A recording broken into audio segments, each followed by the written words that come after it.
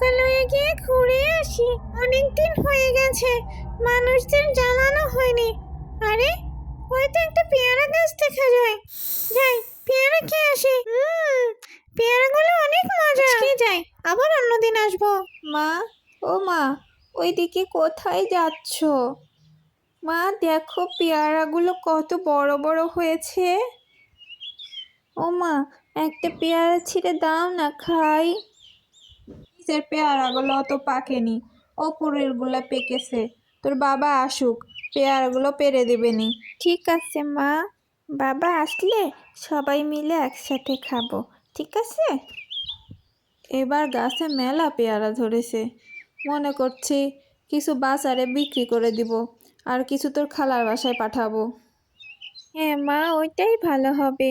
এত পেয়ারা তো আমরা খেতেই পারবো না, তখন গাছেই পেকে পেকে নষ্ট হয়ে যাবে। তার থেকে ভালো কিছু বিক্রি করে দিও, আর কিছু খালার বাড়িতে পাঠিয়ে দিও। আচ্ছা মা, বাবা কোথায় গেছে?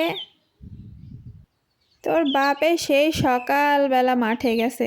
কই, মানুষটার তো এখনো আসার সময় হলো না। সারাদিন মানুষটা কিচ্ছু মুখে তুলেনি, কখন আসবে আর কখন খাবে। চল, তুই খেয়ে নে।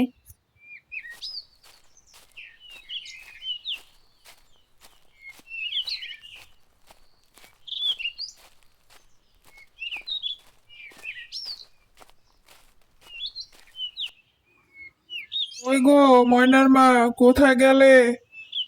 গামছাটা দাও, তাড়াতাড়ি গোসল করে আসি। গামছা কলের পাড়ে আছে। তোমার এতক্ষণে আসার সময় হলো? সেই সকালবেলা গিয়েছো, সারাদিন খাওয়া নেই দাওয়া নেই। আর বইলো না, কি করব বলো, একা মানুষ, কে করবে এগুলো আমি না করলে? মাঠে অনেক কাজ ছিল, জমিটাও নিড়ানি করার ছিল, একবারে নিড়ানি করেই আসলাম। দাও দাও, তাড়াতাড়ি খেতে দাও, একটু খেয়ে নি। ময়নার মা, তুমি একসাথে খেতে বসো, সবাই মিলে একসাথে খেয়ে নেই। কৃষকের ছোট্ট একটি পরিবার। এই পরিবারের ছোট মেয়ে ময়না। ময়না তাদের একমাত্র মেয়ে ছিল। এই পরিবারে সুখের কোনো অভাব ছিল না। তাদের সুখ দুঃখ হাসি একে অপরের সাথে ভাগাভাগি করে নিত।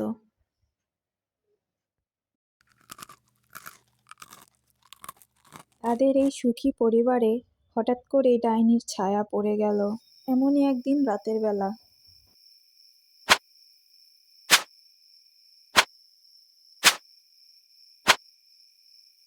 কি ব্যাপার, এরকম শব্দ কিসের? কেমন জানি ধূপধাপ আওয়াজ হচ্ছে। এমন শব্দের আওয়াজে কৃষক ও কৃষকের বউয়ের দুইজনেরই ঘুম ভেঙে গেল। আরে বউ, তুমি ভয় পেও না। তুমি কি ভয় পাচ্ছ? এমনি মনে হয় চালের ওপর কিছু পড়ছে। কৃষক তার বউকে সান্ত্বনা দিলেও সে মনে মনে অনেক ভয় পাচ্ছিল। সে ভাবছিল, আসলে তো কিসের শব্দ এগুলো? কোনোদিন তো এরকম শব্দ শুনিনি। দেখছো, তুমি শুনতে পেলে? দেখো, এটা আবার কিসের শব্দ? মনে হচ্ছে বাইরে কেউ খাচ্ছে। আমি কয়েকদিন থেকে এরকম শব্দ পাচ্ছি, কিন্তু তোমাকে সেভাবে বলা হয়নি। এমনি ভেবেছি চালের উপর কিছু পড়তেছে তাই।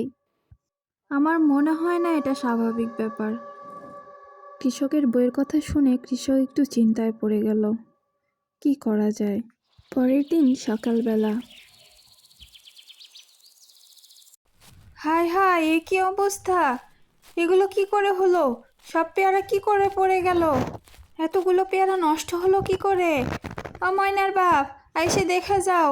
হায় হায়, এতগুলো পেয়ারা কি করে নষ্ট হলো? কিসে খেলো এগুলো?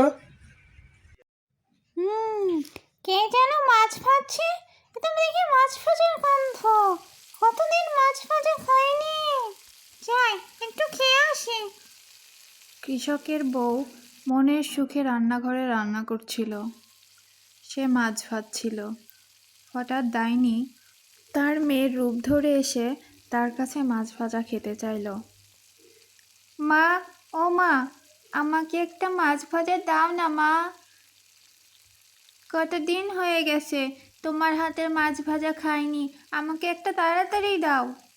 এগুলো কি বলিস? প্রতিদিনই তোকে তো মাছ ভেজে দেই, আর কালকের আগের দিনও তো খেলি মাছ ভাজা, আর এখনই বলছিস কতদিন খাস নাই। এখনও তো মাছ ভাজা হয়নি, যা তুই গিয়ে খেল, আমি মাছ ভাজা হলে তোকে ডাক দিব নে। মা একটু দাঁড়া দাঁড়া, আমি ঘর থেকে আগে লবণের বাটিটা নিয়ে আসি, তারপরে যাস। কৃষকের বউ ঘরে যেতেই ডাইনিটা মাছ খাওয়া শুরু করে দিল।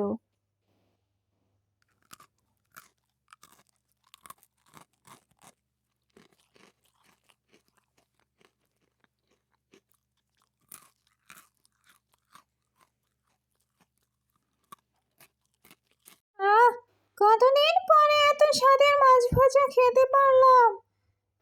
এভাবে যদি প্রতিদিন মাছ ভাজা পেতাম।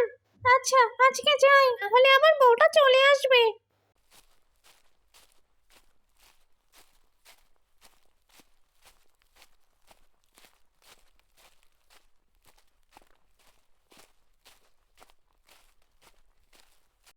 এ কি, ময়না তো ঘরেই ঘুমিয়ে আছে, তাহলে আমি কাকে রান্না দেখতে বলে আসলাম?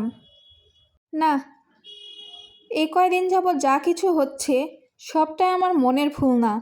এটা নিয়ে ময়নার বাপের সাথে আমার কথা বলতেই হবে, এবং আজকেই কথা বলতে হবে। ময়নার মা ময়নার বাবাকে সব কিছু খুলে বলল। সব কিছু শোনার পর তুমি ঠিকই বলেছ, আমারও একটু একটু সন্দেহ হচ্ছিল, কিন্তু তুমি ভয় পাবে বলে আমি তোমাকে কিছুই বলিনি। আমি আজকেই তান্ত্রিক বাবার কাছে যাব, সবকিছু তাকে খুলে বলবো, দেখি এর একটা সুরাহা পাই কিনা। তুমি ভয় করো না, তুমি ময়নার দিকে খেয়াল রেখো, আমি এক্ষুনি যাচ্ছি। কৃষক তান্ত্রিকের কাছে গিয়ে সব কিছু খুলে বলল। একই দিন যাবৎ যা যা হচ্ছিল তান্ত্রিককে সে সব কিছুই বলল। সব শুনে তান্ত্রিক বলল, হুম, সবই তো শুনলাম। এই নে, ধর, এটা একটা তেলের বোতল। এই তেলের বোতল থেকে যদি এই তেল দিয়ে ওই ডাইনির গায়ে ছিটিয়ে দিতে পারিস, তাহলে ওই ডাইনিকে বধ করতে পারবি। তার আগে তোরা কিচ্ছুই করতে পারবি না। ওই ডাইনি যখন আবার আসবে, তখন এই তেল ওর গায়ে ছিটিয়ে দিবি। তখনই দেখবি, তখন দেখবি ওর কি অবস্থা হয়। তুই এখন এটা নিয়ে বাড়িতে যা। সব কিছু নিয়ে কৃষক বাড়ির দিকে গেল। পরের দিন পেয়ারা খেতে এসে ডাইনি যখন আবারও মাছের গন্ধ পাচ্ছিল, তখন তার আবারও মাছ খেতে ইচ্ছে করলো। তখন সে আবারও কৃষকের বউয়ের কাছে মাছ খেতে গেল। আজকেও সে ময়নার রূপ ধরে এসেছে।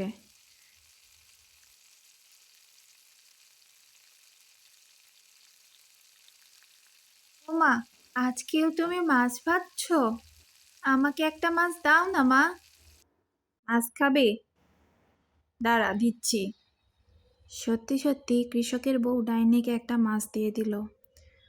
কৃষকের বউ ডাইনিকে কিছুই বুঝতে দিল না, নির্ভয়ে ডাইনিটাকে মাছ দিয়ে দিল। ডাইনিটাও মজা করে মাছটা খাচ্ছিল। মা, আজকের মাছটাও না অনেক মজা, আমাকে প্রতিদিন এরকম ভাবে মাছ ভেজে দিও, ঠিক আছে মা? ঠিক আছে। এখন আরেকটা খাবি? এই নে। ওরে বাবা রে, মরে গেলাম। আমার সারা শরীর আগুনে জ্বলছে কেন? আর কোনোদিন কাউকে এভাবে জ্বালাবি? এটাই তো আমাকে উচিত ছেড়ে দে, শিক্ষা। আমি জ্বলে গেলাম। এভাবেই ডাইনি সেখানেই পুড়ে মারা গেল।